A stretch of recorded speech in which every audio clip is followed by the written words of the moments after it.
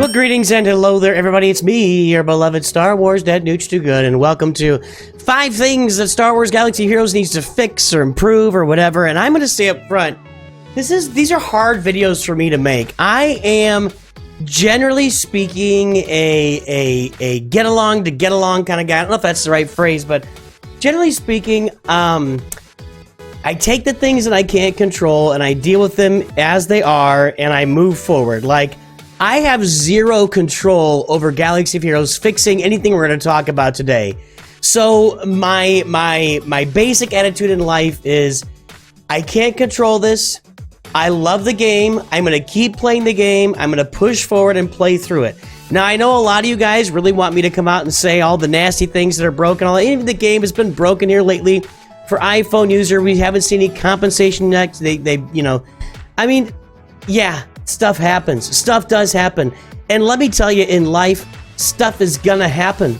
It's never gonna stop happening. Life is brutal. It comes at you 1,000 ways from Sunday, and this is a game. And sometimes the game's messed up, and we push forward through it. So in light of that, here are 5 things I see in the game that we need to get fixed, and you can go ahead and comment below things that you think need to be fixed. And one more comment, one more disclaimer.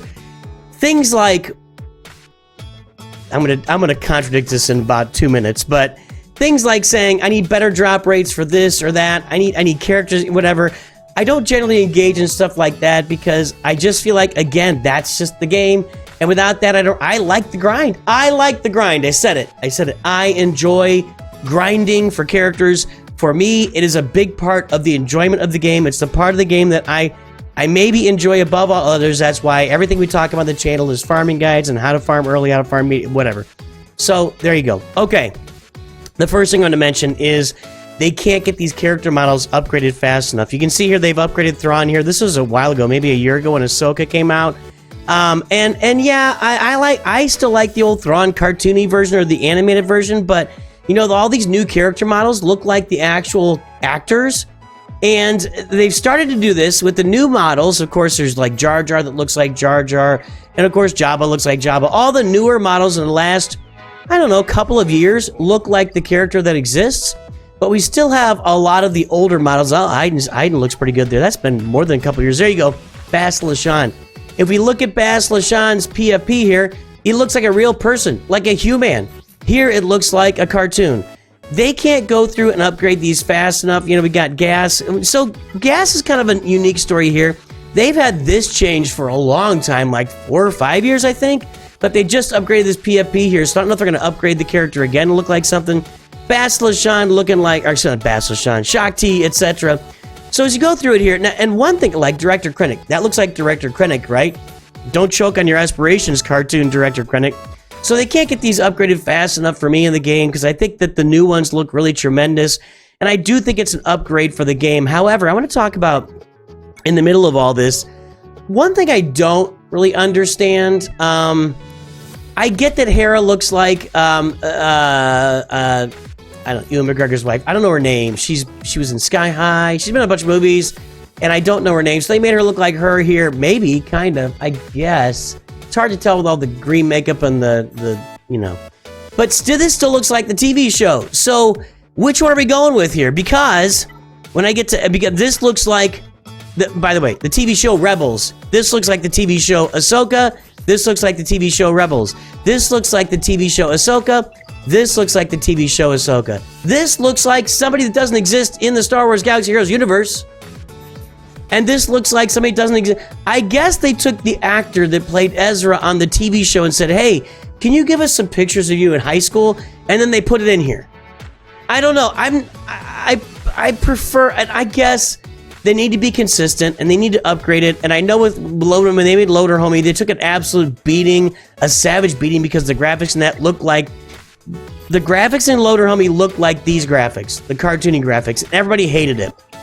They said it's not 2023-ish, whatever, and everybody wants to see everything look like Raid Shadow Legends now, so they're going to go through and upgrade these. I don't think they can do it fast enough. And one more note on this stuff. I don't know if it is the PC client or they made improvements, but I remember Moff Gideon, like, below the waist, looking like a big, frumpy, cankly mess. And I feel like this has been fixed, and I wonder if it looks like that in the piece, excuse me, the mobile game. I probably should check, but I'm running my auto clicker right now on my Bronzium, so I can't check right now. I can check. Hold on. Let's pause it, and then let's skip that. Now let's go back out to the screen. I'm gonna actually check here and see how Moff Gideon looks on the client here. Hold please. You just type Gideon, Gide. Okay. There he is. Now, I think they just fixed it. Because his bottom half used to look like just like I said, a big mishmash of cankly madness. And now they've got it to where it actually looks like he's a human wearing boots. Let alone, I mean, the pants are right and low, whatever. It's kind of like Nazi pants where they have the crotch that goes down. But anyway, so they have fixed that. So they can't, I think they can't upgrade all these PFPs fast enough. And yeah, they got some here that are still cartoony. Veers is still cartoony. Stark is still cartoony. So they'll fix those as we go along. Part of what I struggle with that is really like the Phoenix and the clones even. They're going to look like humans that maybe exist or don't exist. And I guess every Phoenix has been updated now except Chopper and Hera. And Kanan hasn't been updated. So I don't know. We'll see about that. That's number one. Number two, we're going to talk about Grand Arena matchmaking. You guys know it. I know it. It needs to be fixed. I don't think the problem is as pervasive as a lot of folks do. Let's go over here to my desktop for this. This is my Grand Arena matchmaking on my new free-to-play account. I've been keeping track of this for a reason, specifically because I wanted to see what it actually looked like with Galactic Power. And yeah, you can go back and look at your play history in swgoh.gg. You can see your entire Grand Arena history, but you can't really see the Galactic Power of the players you face unless you dig in and dig through stuff. So here's me. Out of 30, how many matches? I'm 20 and 13. So out of 33 matches, I played someone with lower galactic power than me 3 times, and 2 of those times were in my first round matchup. So since my first round, I've seen somebody with a lower galactic power than me once. And kudos to Paradox here. I was at 780, he was at 595, so congratulations there. Now, I also want to point out more than that. What people generally look at is stuff like this. 729,000 against 6.7515 million. Loss. I lost. He played. He actually full cleared me. 729,000 against 6.1 million. I won that because he didn't play. 10-0. 911,000 against 5 million. I lost. 885 to 10. I couldn't clear anything. 1 million against 4 million. I lost. I couldn't clear anything. 1 million against 5 million. I lost 400 to 800. There, I kind of put up a fight there. I beat a guy at 3 million when I was 1 million, and I lost to a 7 million account. A 7 million account here when I was at 1 million, and I lost by 2 points here. Do I really need to fight? Do we really need to put these guys down in Bronzium? I get. The reason they changed the matchmaking is because they took all the crystals out of Squad Arena and put them into Grand Arena. They used to match you up against people in your galactic power range, and the best player came out the top and won and got to Kyber. So they didn't want the most motivated players getting the most crystals down here at the lower levels of the game, because they know that we're motivated and they know we're more likely to spend on the game. With that said, there's got to be a cutoff. You've got to have a cutoff. I mean, I've taken 1, 2, 3, 4, 5 of my losses, 5 of my 13 losses, so that's more than a third. That's like 40% of my losses are against gigantic rosters. And that is an extreme demotivation. Not for me. I'm still motivated. I still love playing the game, but I'm making content for you guys. But for people playing the game, it is a massive insult to put me against a roster like this and expect me to compete. By the way, I think I only lost this round because I didn't know how to deal with Sortie on the front wall. When I go back and look at it, I think I would have won that round otherwise. Anyway, can we stop this stuff? Can we stop me matching up? I mean, 7 million, 5 million, 6 million, 4 million. These accounts are so much more advanced than mine. There's got to be a cutoff for how far they can fall, or you need to put them into a loser's bracket. You can make a Carbonite loser's bracket. You know, when you get down to 6 million and you're a Carbonite, you go in the loser's bracket and you just play against other 6 million accounts. And you gotta, I don't know, find some way to work around. I'm gonna agree with everybody. I don't like that. I don't like that matchmaking aspect of the game. Number 3, I'm going to say it here briefly. This is where I contradict myself. Ship farming is pretty brutal in the game.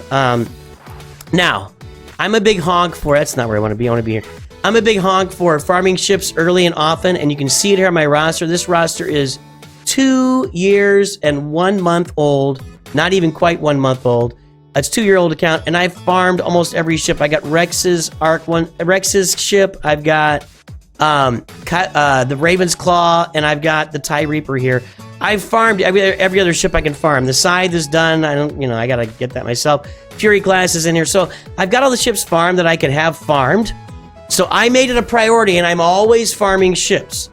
But it's such a brutal task, and I don't think they're going to change it. I don't think they're ever going to change it. The 6-month farming path, I think that Calvin mentioned this, is you don't farm any gear for ships, so the gear farming is made up by making the farm longer. I don't think they're going to change it.